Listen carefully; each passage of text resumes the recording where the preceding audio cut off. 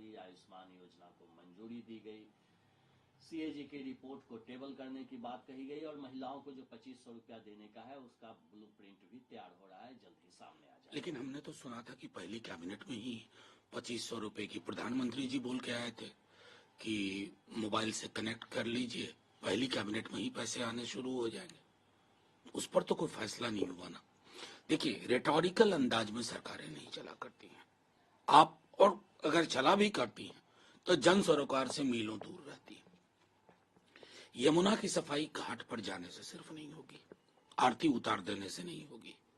यमुना के लिए आपको पूरा एक पेपर वर्क पहले तो करना होगा कि पॉल्यूटेंट्स कहाँ कहाँ से हैं, उन फैक्टर्स को आइडेंटिफाई करके उनको चोक करना है, तब जाकर के ये आरती उतार दिए तो उससे थोड़ी यमुना साफ हो जाएगी।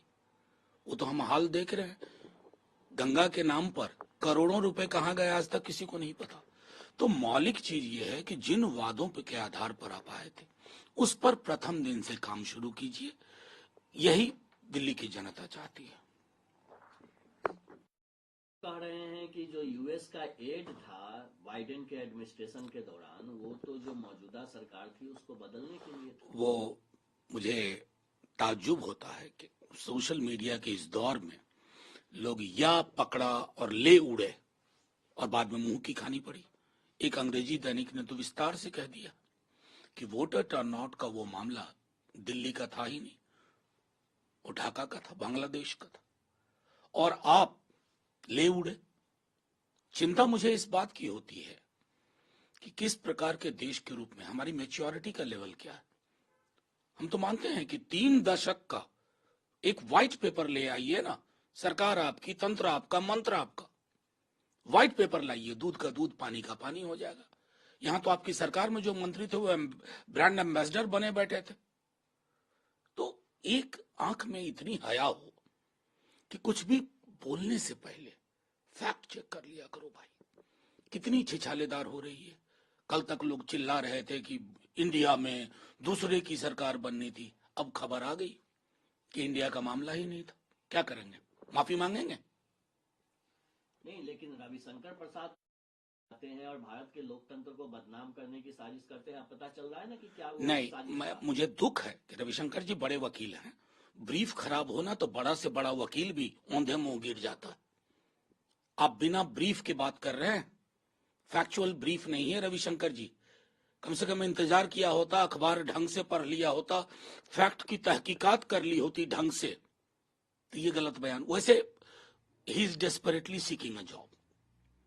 अब प्रधानमंत्री जी की नजर में आने के लिए अगर मिथ्या प्रवचन और वचन ही देने हैं तो हम तो दुआ करेंगे कि आप आ जाएं नजर में और फिर से उस पद को सुशोभित करें जिससे आप वंचित कर दिए गए। तेजस्वी यादव ने कहा है कि नीतीश कुमार की जो प्रगति यात्रा है वो दरअसल में प्रगति नहीं है, ये तो मिजरी है। देखिए, और साथ में ये भी कह रहे हैं कि किस तरह से जो लूटा जा रहा है जनता से पैसा वो उन पर खर्च होना चाहिए, ब्यूरोक्रेसी। मैं आपको सीधे तौर पे कहूं कि बिहार में एक इलेक्टेड रिप्रेजेंटेटिव्स हैं, सत्ता पक्ष है, विपक्ष है, लेकिन बिहार को ब्यूरोक्रेसी चला रही है। और उस चलाने का तरीका आप ये देखिए कि पीपल्स रिप्रेजेंटेटिव, जन प्रतिनिधियों की कोई भागीदारी नहीं है। मुख्यमंत्री जी जिनके साथ सराउंडेड इन पटना, जिनके जो उनके इर्द गिर्द रहते हैं, वही चंपारण में उनके साथ जाते हैं, वही कटिहार उनके साथ जाते हैं, वही किशनगंज जाते हैं। तो वही इकोसिस्टम जिसने बिहार को इस कगार पर, बर्बादी के इस कगार पर ला रखा है, उन्हीं के साथ आप यात्रा कर रहे हैं। तो इस यात्रा का कोई मतलब है? कहीं जन भागीदारी, जनता से बातचीत हो रही है? नहीं। कितने ज्वलंत मुद्दे हैं बिहार के लिए, उन पर कोई बातें नहीं, उन पर कोई बात नहीं। इसलिए तेजस्वी जी बार बार कह रहे हैं कि चिंता इस बात की है कि मुख्यमंत्री जी के संज्ञान में चीजें हैं भी या नहीं, या एक व्यक्ति विशेष या कुछ व्यक्ति विशेष अपने हितों को साधने में बिहार के हितों को खारिज कर रहे हैं। और राहुल गांधी पार्टी कांग्रेस के गठबंधन में बीएसपी होता तो परिणाम कुछ और होता, बीजेपी को और। ये निशाना साधना नहीं कहते हैं, ये विशफुल थिंकिंग कहते हैं। जाहिर है कि कोई भी, अगर हम अरिथमेटिक और साइकोलॉजी के हिसाब से देखें तो ये एक फॉर्मिडेबल कॉम्बिनेशन हो सकता था। मायावती जी का बहुत योगदान है। अभी भी जो उनके समर्थक हैं वो एक ऐसी दिशा चाह रहे हैं जहां हर प्रकार की मंजिलें जो सामाजिक न्याय की हासिल नहीं हुई है उसके लिए हासिल की जाए। उस संदर्भ में राहुल जी ने अपनी बात रखी। उस बात को निशाना ना कहा जाए, उस बात को एक स्टेटमेंट ऑफ फैक्ट कहा जाए। और हमारा मानना है कि अभी बहुत राजनीति शेष है मायावती जी में, बहुत राजनीति शेष है। उन लोगों को भी सोचना चाहिए जो ऑबिचुअरी लिखने लगते हैं। इतनी आसानी से बहुजन नायकों की ऑबिचुअरी नहीं लिखी जा सकती।